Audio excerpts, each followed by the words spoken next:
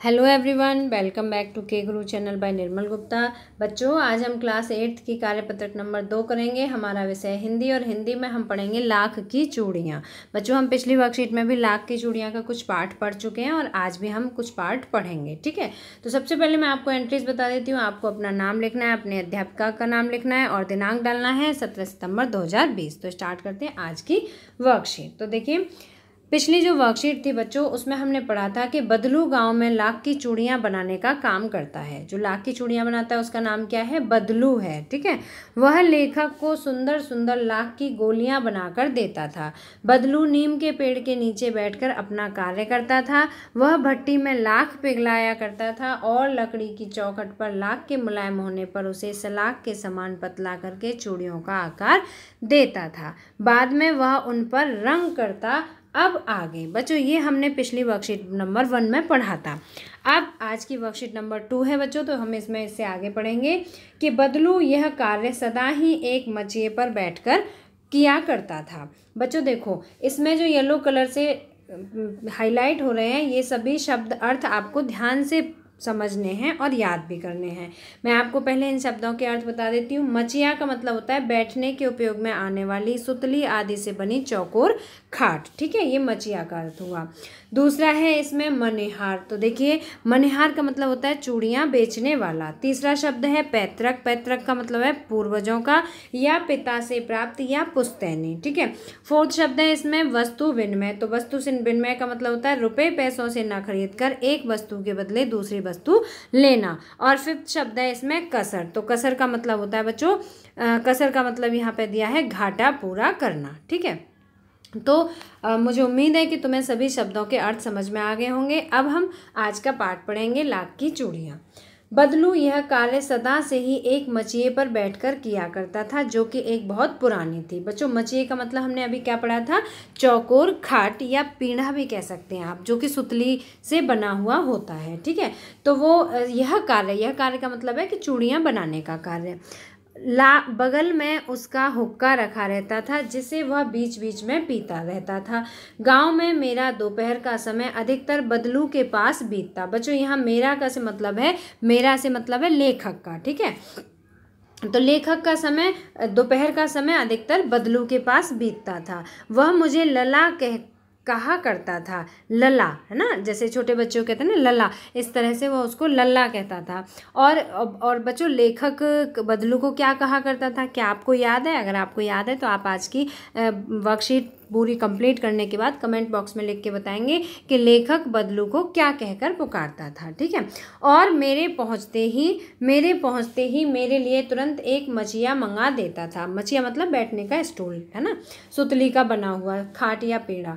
मैं घंटों बैठे बैठे उसे इस प्रकार चूड़ियाँ बनाते देखता रहता। लगभग रोज ही वह 4-6 जोड़े चूड़ियाँ बनाता था। बच्चों देखो, वह एक दिन में कितना बनाता था? लगभग 4 या 6 जोड़े चूड़ियाँ बना देता था।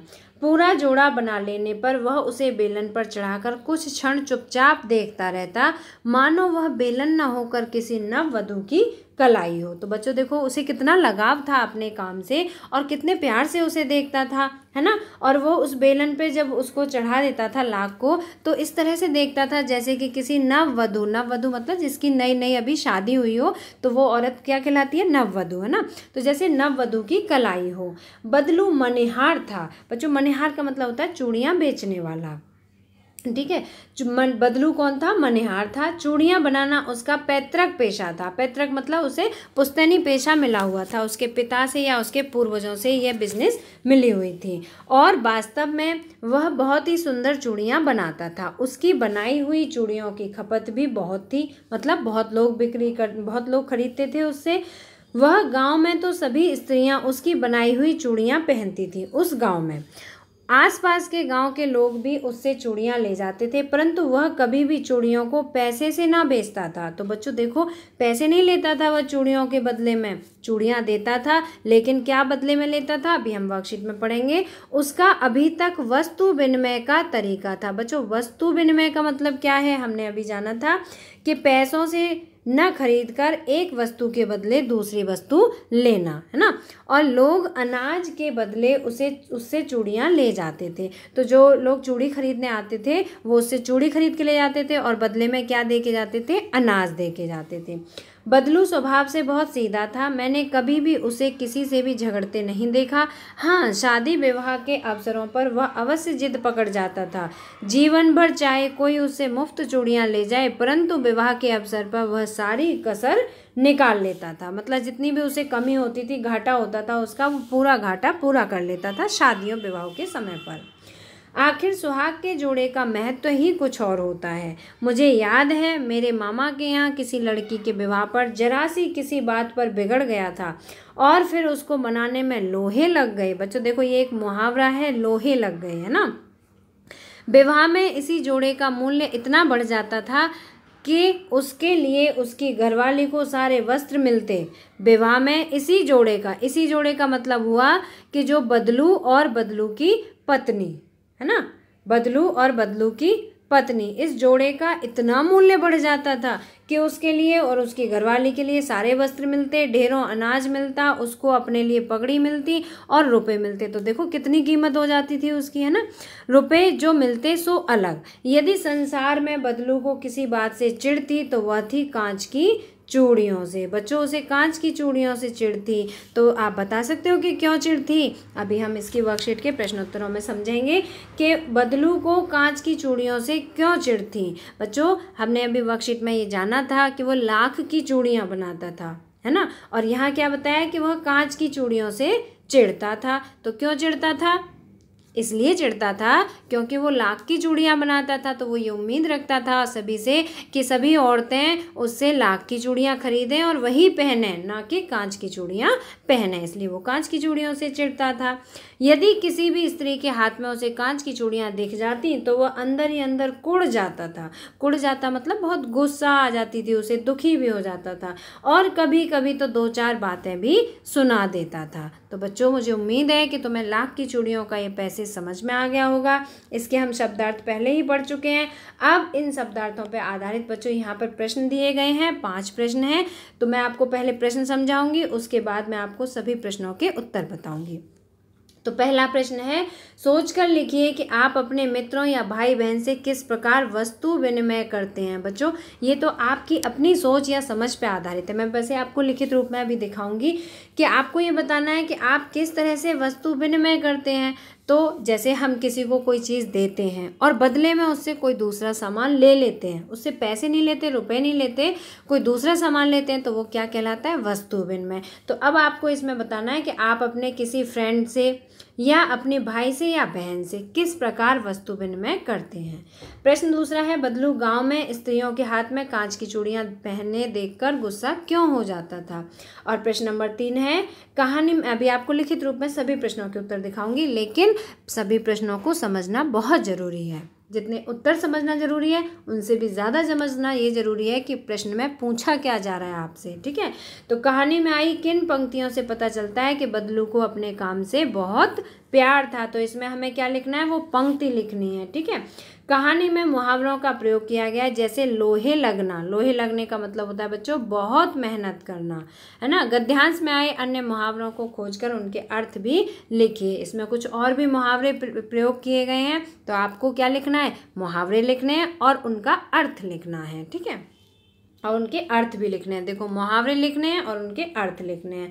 अब प्रश्न नंबर 5 है, आप छुट्टियों में जिनके घर जाते हैं उनके घर की दिनचर्या आपके घर से कैसे अलग होती है। तो बच्चों आप बताएंगे आप छुट्टियों में किसके घर जाते हैं। बहुत सारे बच्चे अपने नाना के घर जाते हैं, कुछ दादाजी के घर जाते हैं ना, और कुछ मामा के घर, चाचा, बुआ, जहाँ भी आप जाते हैं आपको वो लिखना है। तो पहला प्रश्न था बच्चों वर्कशीट में कि आप अपने भाई बहन या मित्रों से किस प्रकार वस्तु विनिमय करते हैं। तो देखिए इसका आंसर है, मैं अपनी बहन के साथ वस्तु विनिमय करती हूँ, है ना। इसमें ये पूछा है कि आप किसके साथ करते हैं, पहले ये आप लिखना पड़ेगा आपको, भाई भाई के साथ, बहन के साथ या मित्र के साथ, है ना। तो मैंने इसमें लिखा है मैं अपनी बहन के साथ वस्तु विनिमय करती हूँ, मैं उसे अपनी गुड़िया या कोई खिलौना देकर उससे खाने की चीज़ ले लेती हूँ। बच्चों मुझे उम्मीद है आप सब भी ऐसा ही करते होंगे ना, आप भी अपने मित्रों के साथ भी वस्तु विनिमय करते होंगे। तो आप अपने विचार इस प्रश्न के उत्तर में लिख सकते हैं। प्रश्न नंबर 2 है बदलू को गांव की स्त्रियों के हाथ में कांच की चूड़ियां पहने देखकर गुस्सा क्यों आता था? क्यों आ जाता था बच्चों? तो देखो, बदलू लाख की चूड़ियां बनाता था। बदलू क्या करता था? लाख की चूड़ियां बनाता था। तो उसे यह अच्छा नहीं लगता था कि कोई भी स्त्री कांच की चूड़ियां पहने। कोई स्त्री कांच की चूड़ी पहने ये उसे अच्छा नहीं लगता था। इसलिए गांव की स्त्रियों के हाथ में कांच की चूड़ियां पहने देखकर बदलू गुस्सा हो जाता था, है ना। अगर गांव की स्त्रियां कांच की चूड़ियां पहन लेती थी तो वो गुस्सा हो जाता था। ठीक है।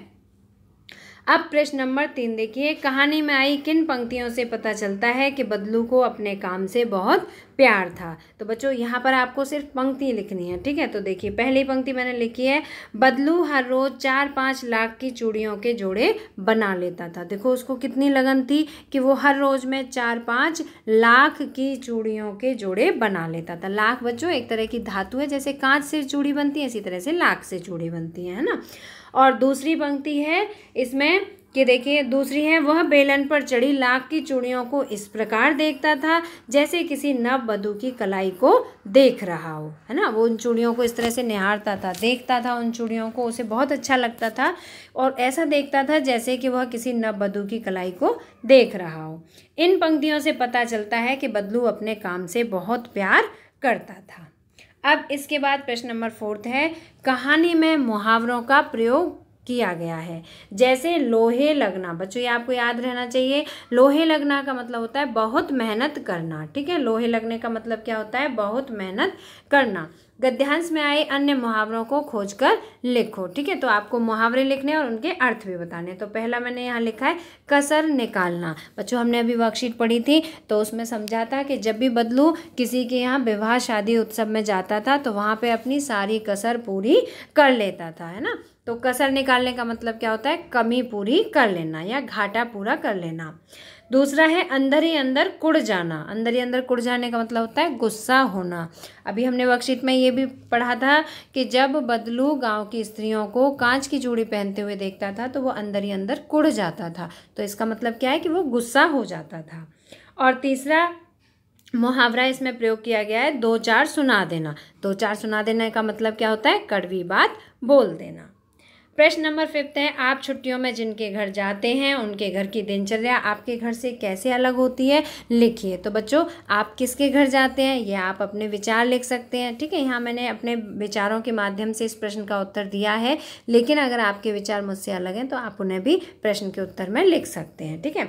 आप छुट्टियों में जिसके घर जाते हैं उनके घर की दिनचर्या आपके घर से कैसे अलग होती है? तो देखिए, हमारे घर की दिनचर्या और जिनके घर हम छुट्टियों में जाते हैं अलग होती है। बच्चों सभी के घर की दिनचर्या अलग अलग होती है ना, क्योंकि अपने घर में पर समय पर उठना, स्कूल जाना, गृह कार्य करना, ट्यूशन जाना आदि कार्य करने होते हैं।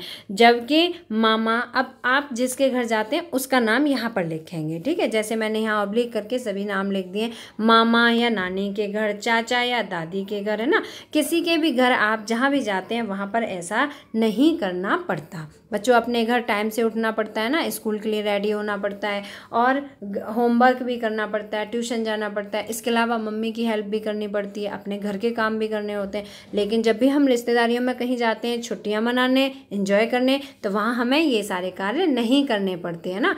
तो क्या होता है, हमारी और उनके घर की दिनचर्या अलग हो जाती है। तो बच्चों इस तरह से आप इस प्रश्न का उत्तर लिख सकते हैं। इसमें आप अपने विचारों को लिख सकते हैं। तो बच्चों अगर आपको वर्कशीट पसंद आई है तो लाइक करना, अपने फ्रेंड्स के साथ शेयर करना, और अगर अभी तक आपने सब्सक्राइब नहीं किया तो हमारे चैनल को सब्सक्राइब जरूर करना। मिलते हैं फिर इसी तरह की नेक्स्ट एजुकेशनल वीडियो में। Till then bye bye, good luck to all of you.